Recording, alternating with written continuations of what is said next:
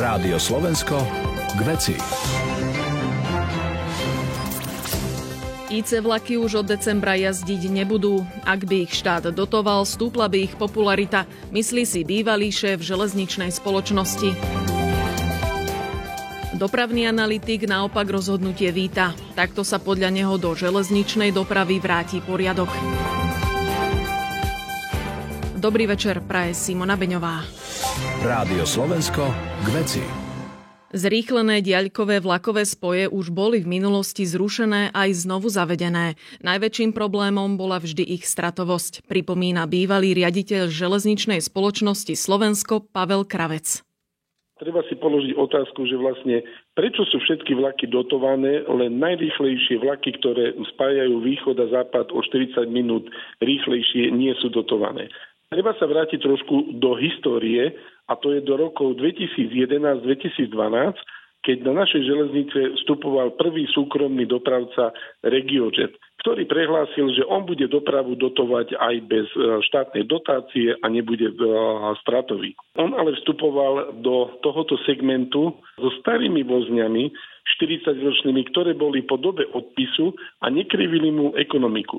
Na rozdiel od železničnej spoločnosti, ktorá mala nové vozne a mala vysoké odpisy, čiže vlastne sa to prejavilo potom aj vo vysokej strate. Vtedy štát prinútil železničnú spoločnosť Slovensko, že musí IC vlaky prevádzkovať bez štátnej dotácie a my, aby sme nestratili službu najrýchlejších vlakov, tak sme išli do takéto prevádzky, ktorá bola samozrejme vysokostratová. Aj v tom 2016, keď zrušil ICčka vtedajší minister dopravy Ján Počiatek, on ako dôvod uviedol, že boli v strate a nedokázali sa dostať do zisku.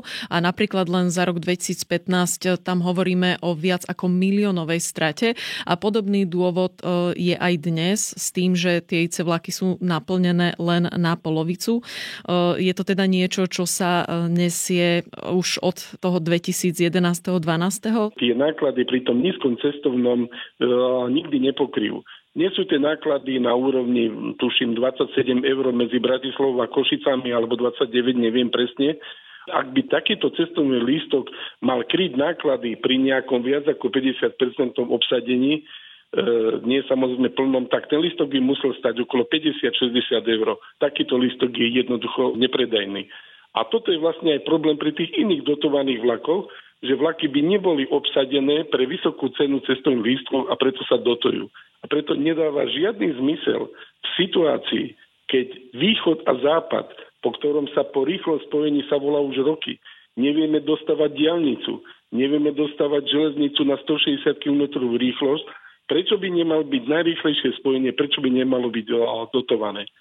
Je teda možnosť, že by IC vlaky mohli opäť byť v premávke, ak by teda tú dotáciu od štátu mali? No samozrejme, pretože ak majú stratu, ja teraz neviem presne, koľko je v súčasnosti, ale ak bola strata okolo milión a pol, tak potom toto naozaj nemôže byť pre štátny rozpočet problém, aby tieto vlaky dotoval. Ale ja by som tú dotáciu dal ešte do kontextu tej ohlásenej dotácie na leteckú dopravu medzi Bratislavou a Košicami. Pretože ak cesta z Bratislavy do Košíc s tým najrýchlejším vlakom trvá 4 hodiny 45 minút, tak aj cesta z Bratislavy do Košíc s lietadlom nebude trvať hodinu, ale bude trvať minimálne 3 hodiny. Pretože si treba prirátať dopravu na letisko v Bratislave, treba si pripočítať minimálne hodinu, povinnosť byť pred odletom, absolvovať prehliadku, potom zase v Košiciach, dajme tomu z letiska do mesta 30 minút, takže hneď máte 3 hodiny aj tam. A je to len ale pre zúžený počet cestujúcich. Keby boli IC vlaky dotované, neboli by aj cestovné lístky také drahé, ako sú dnes, boli by viac prístupné a tá obsadenosť by bola určite vyššia ako 50%. Grafikom vstúpi do platnosti od decembra. Skomplikujú alebo uľahčia plánované zmeny takú tú predvianočnú špičku? No, na jednej strane by mohli trošku uľahčiť, pretože vlaky by mali jazdiť podľa tejto zmeny každú hodinu. Mali by byť posilnené. Ten hodinový takt urobí trošku väčšiu prístupnosť, napríklad zlepší aj prípojovosť pri meškaniach vlakov. Ale to je len obdobie vianočných sviatkov. Tu treba myslieť na poskytovanie služby počas celého roka. Preto takýto rýchly vlak by mal fungovať celý rok. Odborník na železničnú dopravu Jiří Kubáček rozhodnutie zrušiť IC vlaky víta. Takýto krok je úplne v poriadku a v súlade už dávnejšie platným plánom dopravnej obsluhy, ktorý vo svojom cieľovom kroku prvej etapy rátal so zahustením rýchlikov medzi Žilinou a Košicami na 1 hodinu. V tejto situácii je prakticky nemožné prevádzkovať intercity vlaky, ktoré mali charakter trošku antisystému, pretože rezali trasy týchto ďalkových vlakov, ale aj prímestskej dopravy okolo Bratislavy, Žiliny a Košíc. Takže to vyrušovali.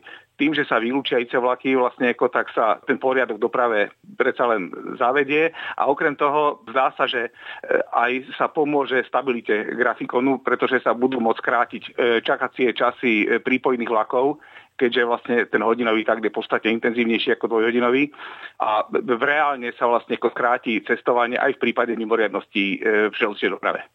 Sú na toto pripravené trate, povedzme, čo sa týka priepustnosti? Ja sa domnievam, že keďže už vlastne základy toho taktového grafikonového systému boli dané pred 2 rokmi, tak s týmito vlakmi sa už pri konštrukcii toho pôvodného grafikonu z roku 2022 počítalo. To znamená, že len sa dosadili tie vlaky tam, kde pre nich trasy boli. To, že vlastne do toho ŽSR vstupuje teraz pomerne masívnymi výlukami, to je druhá vec, ale toto sa dá riešiť výlukovým grafikonom a samozrejme predovšetkým tým, že čas trvania tých výluk sa bude čo najviacej skracovať. Ministerstvo dopravy hovorí, že intercity vlaky mali polovičnú obsadenosť a sú aj stratové. Považujete toto za relevantný argument, prečo ich zrušiť? Áno, určite áno. Intercity vlaky, treba povedať, že vlastne boli veľmi poškodené zavedení bezplatnej dopravy, pretože tým, že vlastne bola zavedená bezplatná doprava na železnici, vlastne tak sa veľká významná časť frekvencie presunula do vlakov dotovaných, a to boli expresy. Tým pádom klesli frekvencie v intercity vlakoch. Vie byť osobná doprava vôbec zisková? Nie, to v žiadnom prípade. V regionálnej doprave takmer nikde v Európe, v diaľkovej doprave na tak riedko osídlenom území, ako je Slovensko, tak ani to nie je možné. My sme už spomínali tú bezplatnú prepravu študentov či seniorov.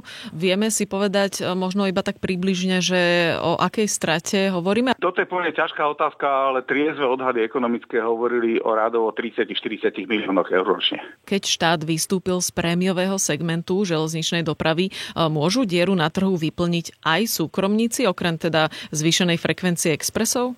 Obávam sa, že to bude technicky veľmi problematické, ak nie nemožné. Tým, že sa zaviedol takýto intenzívny hodinový takt na tej trati medzi Žilinou a Košicami, tak tam už nie je veľmi priestor na to, aby sa ešte tam púšťali ďalšie vlaky. Kde vy vidíte priestor na zvýšenie udržateľnosti celkovo železničnej dopravy? V prvom rade treba dať si veľký poriadok na infraštruktúre. Uviesť ju do normového stavu vlastne, pretože ten počet chyliek od štandardného stavu trati vlastne akože sa z roka na rok zvyšuje, kvalita trati sa zhoršuje a je to dané tým, že vlastne sa udržiava podstatne menej formou komplexnej rekonštrukcií kolají, než koľko by sa malo. Je to zhruba tretina. Ďalšia vec je, že určite by bolo dobre tú bezplatnú prepravu zmeniť na podobu, ktorá je napríklad u kolegov v Čechách obvyklá, že to nie je 100% zľava, ale je to povedzme 75% alebo 50% zľava. Je podstatné, aby ľudia boli nútení vytiahnuť peňaženku a niečo zaplatiť, pretože potom sa k tomu správajú zodpovednejšie. Slovenský trh smeruje k liberalizácii. V akej fáze sme aktuálne a stíhame termíny, ktoré nám vyplývajú v rámci Európskej únie? Obávam sa, že tu si zahrávame na veľký problém. Už dávnejšie ministerstvo dopravy pracovalo na tom, aby sa pripravila seriózna liberalizácia, čo znamená, že sa budú vlastne súťažiť jednotlivé okruhy tratí, tzv. Prevádzkové súbory, vlastne, ktoré majú definovaný rozsah 1 až 5 miliónov aktových kilometrov. V centre musí byť nejaké depo.